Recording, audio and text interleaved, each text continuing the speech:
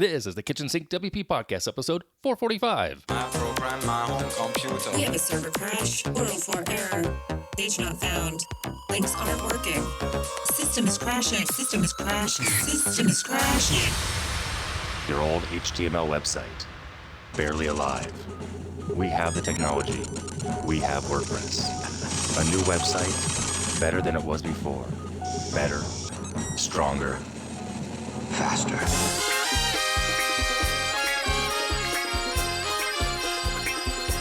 We have the technology.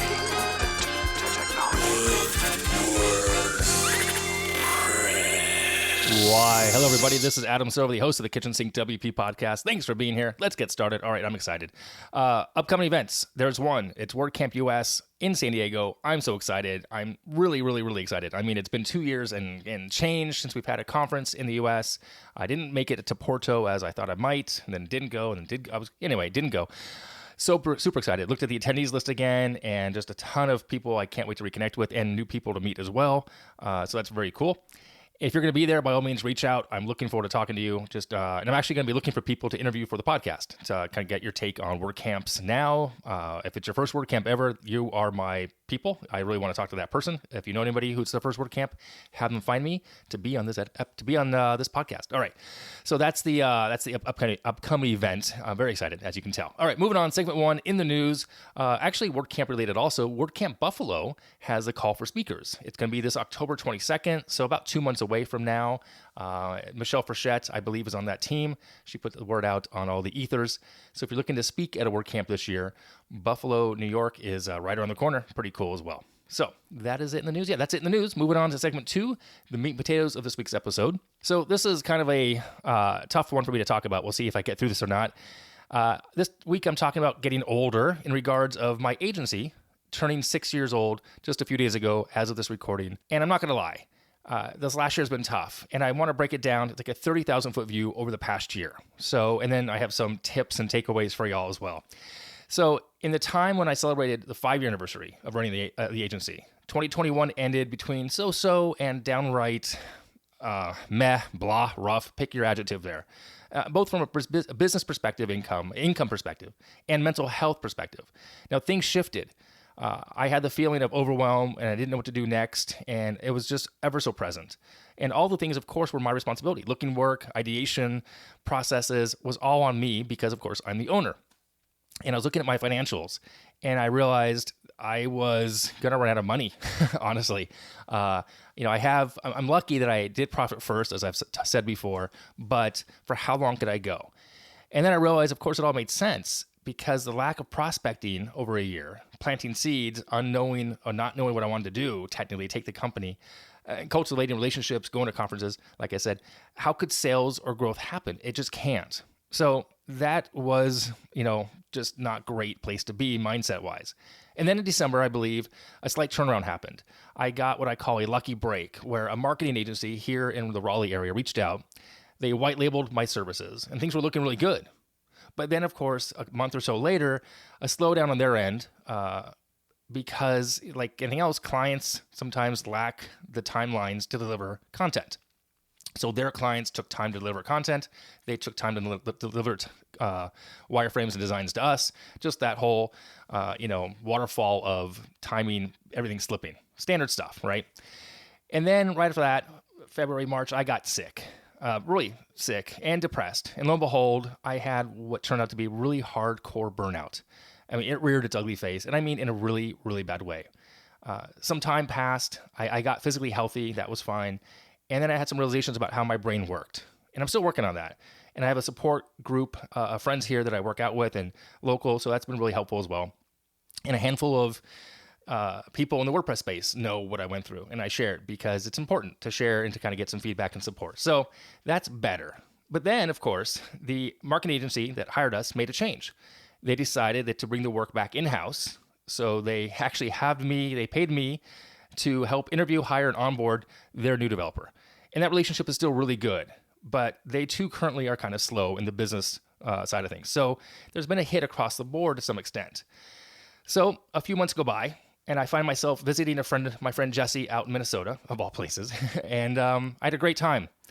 And I got to visit a state I hadn't been to. I just kind of had a change of scenery from my home office or my co-working spaces here locally. And additionally, the time spent with my friend were awesome. We just got to talk about life and business. And somehow, I'm not sure what it was, but that sparked my interest again in the business itself.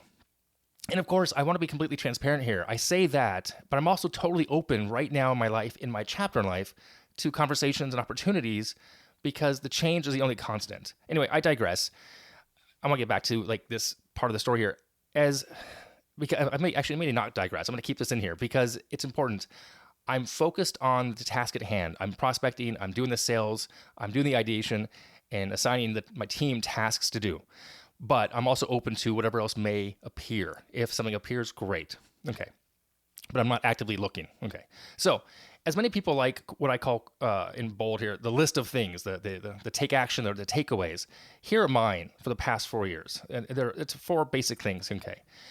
I do believe that years 5 to 6 was just as hard, if not harder than the first year when I relocated my family across the country. It's a takeaway for me. I just learned that recently. Number 2, I think the more we can learn from each other, the better. You know, the good, the bad, the ugly. I really feel that this is important for us to kind of realize it's not all pretty, it's not all social media ready, etc. Number 3, there will always be ebbs and flows. It's recognizing them ideally early enough in order to handle what may become of that, which leads me to number 4, health, physical and mental. Totally serious. You need to be proactive in managing our health, physical health and mental health. Really important. If you don't see it ahead of time, if you're not aware of symptomatic issues that you're having, you're going to crash and burn. Trust me, I did. Okay. So I realize that I've talked about burnout before, the ups and downs running a business before as well in past episodes. And I recall sharing the first year journey when I first took this full time. Every 3 months, I do the update and then the yearly recaps. And now we're here at 6 years. So that being said, I thought about this week's topic, and I went back, and listened to the 5th year anniversary. And I shared last year what I wish I had done sooner in my own business, raising prices, processes, etc. But as I thought about the topic, I decided to share this topic this week for 2 main reasons. One, a few friends and a couple colleagues suggested I do so, that they thought it was important as well. And 2, after thinking about it, I honestly feel that they bear repeating sometimes. These things I'm saying right now, I had to take a hard look in the mirror. We all do. Spend some time thinking, reviewing the issues, where you're at in your life, in your business, mental health, physical health, and learn from them and ideally grow from them. So with that, I just want to say thanks once again for listening. I'm here for you if you have questions or just want an ear to vent. Okay, moving on. There we go. Moving on, segment 3, tip and tool of the week. This week's tip, I heard this on a podcast. I'm not sure. It might have been Chris Badgett interviewed somebody from Newsletter Glue. It's called Newsletter Glue. I think it's at newsletterglue.com. It is. I said that a lot right there. But it's if you're one of the people who puts out a newsletter consistently, I don't. It's another option that you can actually create the newsletter inside of your WordPress website. There's a fee. I think it might be free pricing. Let me check the pricing real quick. You can try the plugin for free. Oh, then it's $100 for a basic one-site license, $150 for 3, and it goes up to lots of thousands of dollars if you need it for like a newsroom. Anyway, check it out over at newsletterglue.com. All right. That is it this week. If you have any questions, go ahead, send it in via email, adam@kitchensinkwp.com, or use the SpeakPipe function on the website. If you want to support the show, that'd be awesome. You could do that via Patreon, kitchensinkwp.com/Patreon. If you want to sponsor the show, that would also be awesome. There's a form on the website where you can apply. Thanks for listening. See you next week. Actually, I will see you next week if you're at WordCamp US, and you'll hear me again next week and then in the next episode. Now go out and do some awesome things with WordPress. All right, bye-bye.